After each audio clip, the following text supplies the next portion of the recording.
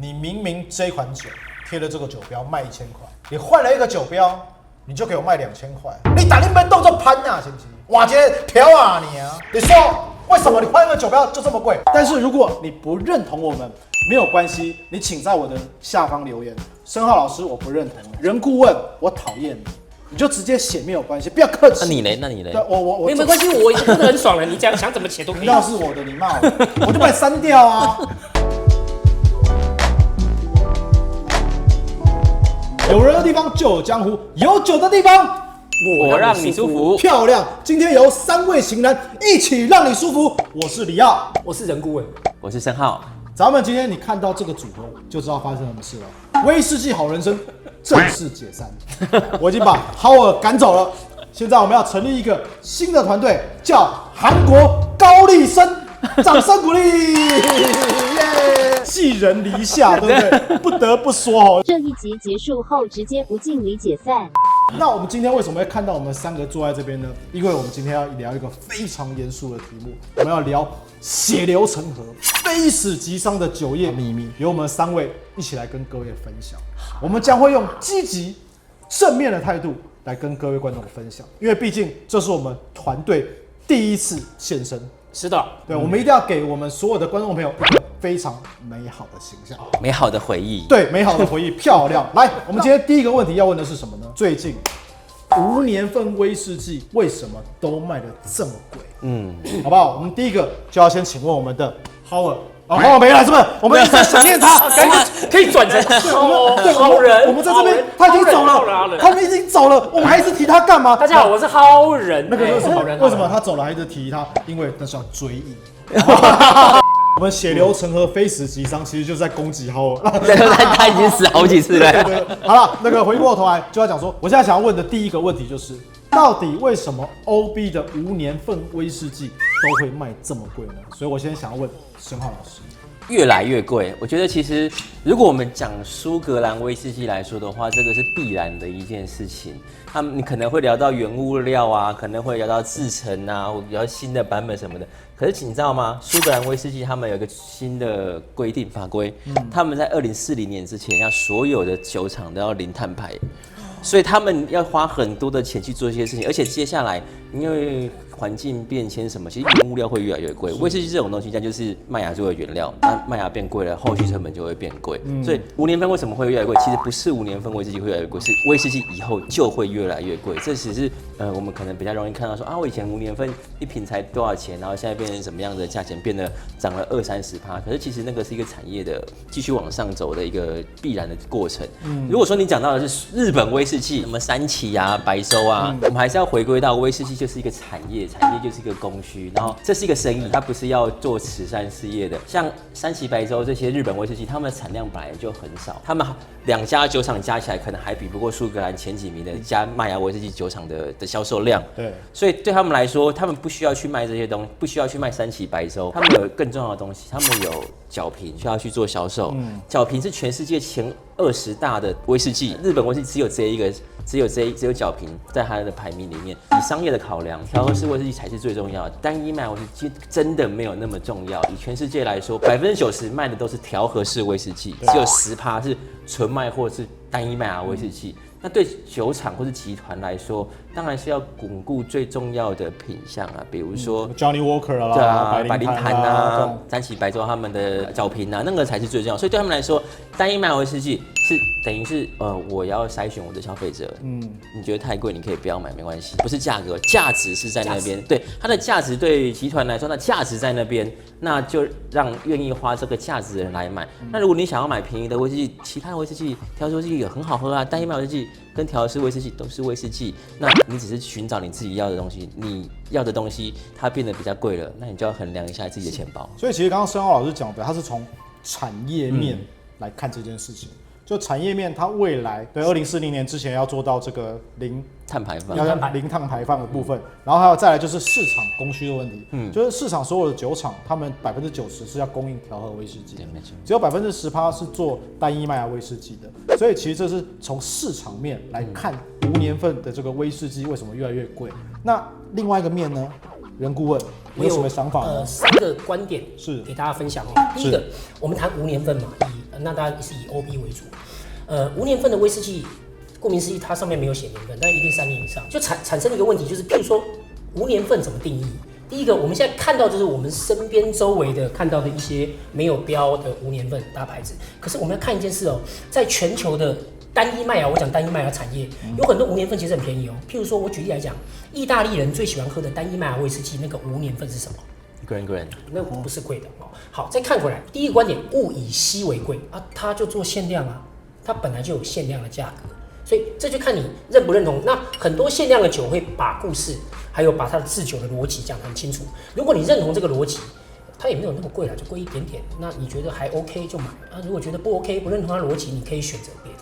现在选择很丰富 ，OK。第二个，有时候你看到的市价不是他本来想卖你的价格，这个可能3000多块吧。刚出来3800，对吧？爱丁顿卖你是3000多块，那可能因为有些市场行为，我觉得我不批判的哈，但是因为市场行为它变贵了，那没有关系，因为威士忌的蓬勃发展、投资收藏也是很好的一个行为。可能因为市场行为它变贵了，但是可能不是原厂卖给你贵，所以第一个物以稀为贵，第二个不是他本来愿意卖你贵。理解。第三个你不懂它的贵。举例来讲，我们最常谈的一个酒厂啊，刚好有这个酒厂，譬如说人家很喜欢说这个酒厂贵，在提到这个酒厂贵的时候，有点针对它的一个产品线叫做独奏系列，独奏系列我们知道有3000多块的，有8000多块的，1万多块的，然后它都无年份。但是第一件事情，这个酒厂它有普饮。那我们回到它的单桶的世界，那你说到无年份单桶很贵，这个很好玩哦。第一个，它的单桶，你如果懂威士忌，你就知道它的单桶的无年份没有那么无年份，都有写给你。举例来讲，它只是有它的定价逻辑而已啊。它就是觉得这个东西，它的独奏系列就是有那个最高档的4个桶，要卖你8000、1万。但是其他的桶，马德拉、Oloroso、波特桶，它就有它自己的定价逻辑。举例来讲，这个市价3500，有时候还打折嘛。这是10年多的波特桶。如果以苏格兰威士忌的定义，10年全熟成波特桶，我觉得你限量还不行，所以它只是针对它的不同品项有它的不同的定价逻辑，有时候你还可以选到便宜的。我的看法是这样。人顾问的逻辑非常好尤其是从那个干杯。对，我先结束一下，我们干杯这种事小事，干杯这种事，你干嘛？他把我酒喝完了，他知道他来这边是喝我的酒吗？人顾问刚刚讲了，其实第二点就是你买到的酒，其实原本的建议售价不是这样子，你中间买到可能是泡沫化的价钱，对不对？第二个部分是你根本就不懂我，是不是？我原本就是要卖这么贵，但是你不懂我没有办法，那就不要。你也不用懂它，因为有很多人可以懂 ，OK 的 ，OK 的。对，所以其实它逻辑是非常非常好。那对我来讲的话，我刚刚就补充刚刚2位没有讲到的点，我觉得就是木桶政策的问题。2020年的时候，这个年代我买到都是5年份的威士忌，可是事实上，他们当年所制定的木桶政策订购的这个计划是在2010年就定了，再往前他们是10年为一个计划所以你2010年所喝到的酒，它是2000年所订购的木桶，所以才会造就说木桶会越来越稀少，所以你现在目前为止你喝到的可能是觉得很贵，但是我告诉你一件事，接下来2023年会越来越便宜。我觉得这是我认为的所以我跟你们跟申浩老师不一样。申浩老师是因为他因为那个2040年的时候要零碳排，所以他可能要多花钱，在现在多花钱。但是未来木桶越来越多的时候，他可能会趋于平衡，这是一个观点。但是有没有可能也会越来越贵？也有可能。为什么？生意人他要把钱赚回来。我当年钱都已经投入了讲到这个点，我可以喝你这杯酒吗？那个有啦，把他赶走好不好？他一直在喝我的酒，什么东西嘛？我们是来聊天的，对不对？你把这边当酒吧是不是？你这个水位剩一点点，不喝会坏掉。你这个水位太高，不降下来，不好意思。我们改名好不好？那个李奥社长来酒店。韩国高丽参才第1集就团队内讧。那第二个问题是什么呢？第二个问题我想要问就是最近9条通橡木桶，所有的新闻都报得满天飞，是不是？我们有什么不好讲的？酒这么贵，我买水货就好了。我为什么要买代理商的货？沸沸扬扬的新闻，对不对？所以我们拿出来聊，绝对不会出事，因为反正 TVBS 中间都聊过了嘛。那我就要先问人顾问，像比如麦卡伦有水货对不对？水货超级多，我买水货就好，为什么要买代理商的货？为什么？虽然我是雪莉桶专家但是我其实也喜欢波本桶。我最喜欢喝威士忌，其实不是波本桶，也不是雪莉桶，我最喜欢波本桶跟雪莉桶拉。所以我在买酒，如果我的预算是固定的时候，我在买酒的时候，有时候当然公司货没有问题，有时候水货便宜，都会在我的预算组合上做一些调配。不过坦白讲，水货是这样子的，如果这个水货是你本来就很喜欢的酒，水货量也不会大，那你就自己看着办啊。大概我的看法是这样子，我觉得他最后会被认识的。所以人顾问是比较从消费者的角度去看这件事情，是的，而且他讲的相对保守一点。是，但是我们比较不会买了水货，但是我买了水货好厉害哦，就不要，就不要到处乱得说，了便宜哦，喝酒就好。再来呢，申浩老师，有，你觉得这个题目你会想要怎么去回答这个问题？基本上，我觉得大前提是，不管是水货商卖的酒，还是代理商卖的酒，基本上它的酒就是从原厂出来的酒，它不会有什么酒质落差的问题，不会又说你喝了会瞎掉、会死掉什么的。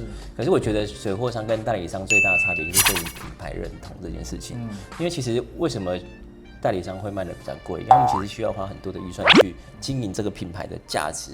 其实我们在喝威士忌，就跟买名牌的衣服、包包、鞋子是一样，我们对品牌有品牌认同了，品牌价值一样是单一麦芽威士忌，那为什么会有价格的落差？为什么你特别喜欢这个？除了风味之外，我相信还有在于品牌这一块，他们也是有很多的不同的想法嘛，所以他们就要经营这个品牌，让更多人喜欢他们、了解他们，所以我觉得代理商绝对是会比较贵。其实水货商他们会拿到很便宜的酒，通常都只会有一批，它不是一个常态性的状态，一直会有这样的酒。我觉得不应该去跟原本的代理商说卖的那么贵，因为那个不是说酒的价格的问题，而是你完全就忽略，应该说完全否定掉代理商他们在行销上面这一些东西，因为你有行销，你才会知道这支酒，然后更多人更了解这支酒，你才可以去接触到新的东西。各个国家他们把酒送到台湾来，送到全世界去，他们是有成本在里面的。所以我觉得我们只是在产业里面找到你喜欢或者你不喜欢的东西。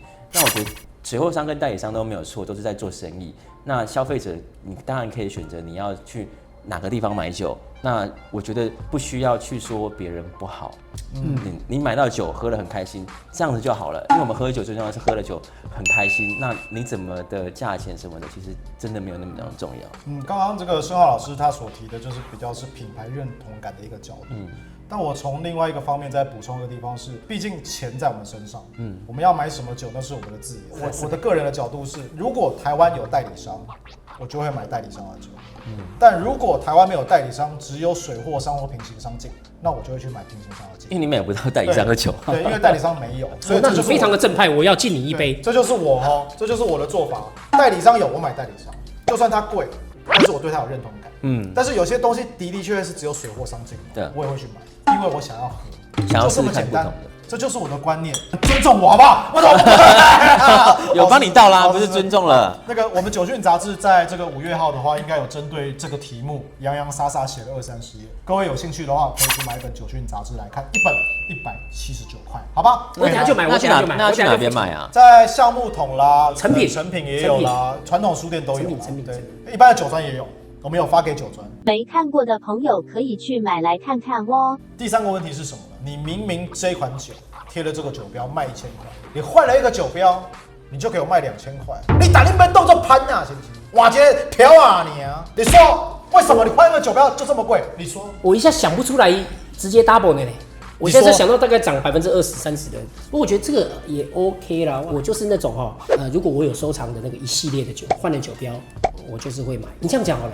你去换酒标，就是如果你是一个大量的酒款，你去换酒标，其实它有它的成本，而且你那个酒标通常是有一些限量版嘛，你好搞不好有一些 IP 的合作嘛，你是有一些成本在的。那再来，如果你本来就是比较限量版的酒款，比如说是批次型的，你换个酒标，那我当然 OK， 因为你批次换批次，那本来就不一样啦。所以细节来看，如果你喜欢它，大概也还 OK， 但是如果换2倍，真的是太过分了。如果你今天是1000块的酒款，但是你是因为中秋节或者是圣诞节，所以你出了一个特别限定的版本，而且这只有否圣诞节，就今年而已，所以变成1200块，合理我 OK 啦，是这样子，我是觉得合理。所以你刚刚这个观念我认同。那申浩老师，那我就换另外一个角度来问，同样一个酒厂，他换了一个酒标，他的酒标又不是圣诞节，又不是中元节，他又换的是一个 IP 的酒标。比如我刚刚前面讲的，他放了科学小飞侠、小叮当、Hello Kitty， 放上去绝对是多一倍，肯定的嘛？为什么？我讲一个例子，前一阵子我有一个朋友完全不喝酒的人，就问我说：“申浩，你知不知道有一个假面骑士的威士忌啊？”我就说：“哦，我知道那个东西啊。”他就说他就算不喝酒，他都想要买，而且对他来说那个价格是很便宜的价格，因为他们对这一个 IP 是有一个认同的。就像你如果上面是放可能像99冒险的话，3-4千块，我应该也会买下去，因为觉得它就是一个完全不一样的东西，它价值已经超越酒这件事情，但是酒又可以存在那么久，所以他就会想要去买这样的东西。所以我觉得 IP 变得很贵。第一个 IP 要授权，授权金非常非常贵，而且你知道吗？他们还要审核哦。你不是说我买科学小飞侠就跟他说，买个几个照片给我这样就好，不是这样子，你还要提企划给他们，就你要怎么行销这个酒，然后这个酒要在什么地方卖，然后你要装多少瓶，他们才会释出某几个图给你，然后你才可以利用里面的图去贴在酒瓶上面的这个标签。所以所有东西都是一个动画产业跟威士忌产业的结合，所以对很多人对很多他刚刚差点想要开我的酒，所以我只是受所以对很多人来说，换的标其实比里面的酒还要重要，他要买的真的就是那个标。我完全理解，而且我也不需要补充。为什么？因为你现在买的这个不是它里面酒的这个价值，我买的是一种感觉跟一种感受，我买的是我的回忆，我买的是我当年小时候小叮当给我的快感。但我不明白小叮当能给你什么快感。所以就算他卖我5000、1万，我也是拼了命把它买回来。所以这个我非常认同。好，再来第4个问题。这个问题稍微简单一点，单桶威士忌是不是会越来越贵？我们就聊这个话题。来，他现在在喝酒，不要理他，好吗？来，申浩老师，我觉得应该会越来越贵啊，因为其实就是一个供需的市场嘛。现在越来越多人去选单桶的酒，然后自己包桶，然后来去做销售。现在甚至很多什么扶轮社啊，或者社会团体，他们也会自己去做自己的包桶。所以你的需求越大，那你的酒桶你就是10年前的酒就已经放在那边了，那量就只有这些，需求变大，那这几年刚好又是全世界威士忌需求最大的时候，我相信在这个短时间之内，单桶威士忌一定会越来越贵，而且越来越难达到高年份的单桶的威士忌。相对来说，高年份单桶威士忌会非常非常贵，是很合理的。好，人顾问，既然单桶会越来越贵，所以我们看到单桶就买。看到单桶就抢，路上都是。请问我们要怎么挑？我讲完这个话题，后面可不可以再给我3个小时讲单桶的路？当然可以，你一个人录就好。没问题。我先走，我们毕竟要下班。好了，我先回答你的问题哦，就是单桶这件事情，OB 比较少，那 IB 比较多嘛，那我们就不谈 OB 了。IB 很单纯啊，你喜欢什么酒厂？苏格兰100多家酒厂，你总有喜欢的哆来咪吧？看你的预算，是看你的时间跟空间，你当然是 focus 哆来咪。第一个，如果哆来咪有你喜欢的品牌，你觉得这不错，你就买。那你如果觉得很怀疑，很多 MOBA 威士忌酒吧都有开单杯，你可以试试看。其实大家不用抱怨，因为你本来就有选择。你不要跟我讲说你学威士忌100多家苏格兰酒厂，你100多家都喜欢，那你也太博爱了，根本就渣男，那不可能嘛。你就先从你的哆来咪喝起 ，OK 的。我觉得你刚刚讲了一个盲点，那个我们不一定100多家酒厂我们全部都要喝过，所以我觉得 focus 在。比如说坎培尔镇，我就喜欢云顶，我就看到它出我可能就买，看到出买，那其他我就先放掉。你不要说我都爱，就算你真的看到一个，然后大家也都觉得很厉害，你刚刚讲了，我们去 MOBA 去喝就好了，你去 Whisky 酒吧品尝或分享情就好了。很喜欢再买，我觉得你这个观念非常好，喜欢再买，很全新的观念，我完全没有想到这个观念，为什么呢？因为我从以前到现在看到什么。我喜欢我就买，你们买杂志的钱是有贡献到他的，对，他都可以请你们喝酒哦。对，如果你有买杂志，这样子。从这一期开始，毕竟我加入你们团体叫韩国高丽参，我从现在开始就跟随你的脚步，人顾问，好不好？再来，我以选桶的，我选蛮多桶的啦，也帮人家选桶，也有我们自己社团选桶。所以我在选桶的观点来看，第一个我们看苏格兰威士忌，它的 base price 就基本价格是有在涨，但是没有大家想的涨那么多。那我们在看单桶的逻辑，在供应其实供需的问题啦。因为单桶的市场哦，全世界威士忌这么大，90%在喝调和嘛，然后我们在喝一般的 OB 的单一麦嘛，喝单桶毕竟比较小众。那其实单桶的供应在全球来看也是小众，所以如果它单桶供应有一些名茶，刚好你去追就很火热，因为它供应量很少啊，喜欢的人很少，但是刚好需求稍微大于供给，它就暴涨了。所以你在看苏格兰单桶的时候，其实很简单，就是供需的问题。但是像我最近在选桶，我就有看到一个问题，就是有冷门的25年很便宜啊，譬如说25年，它大概就是只有人家的1/4的成本，那我们卖个3/4，我们都赚翻了。所以你帮我敬酒嘛，你要抓到你最适合的喜欢啊，就是如果你真的很喜欢热门酒厂啊，不好意思，你可能就要选择。如果你真的喜欢冷门酒厂，我看起来你不会花太多钱买单，这是供需的问题。再来上下游的问题，它并不是整个产业的整个产业趋势 base price 也会上去。但是如果你可以逃过供需法则，那你可以逃过上下游法则，你大概在喝单桶，你还是不会花太多钱。非常的理解刚刚任顾问所提的这个观念非常好，而且我们希望我们今天这个血流成河、非死即伤的题目，可以提供给各位观众一些比较正确的观念。但是如果你不认同我们，没有关系，你请在我的下方留言。申浩老师，我不认同你；任顾问，我讨厌你。你就直接写没有关系，不要客气。那你嘞？那你嘞？对，我没关系，我已经过得很爽了。你讲想怎么写都可以。要是我的，你骂我，我就把你删掉啊。骂他们两个没有关系，我会安抚他们，好不好？如果你喜欢我的频道，请订阅、按赞、开启小铃铛，记得留言给我鼓励，然后批评他们俩。下周见，拜拜。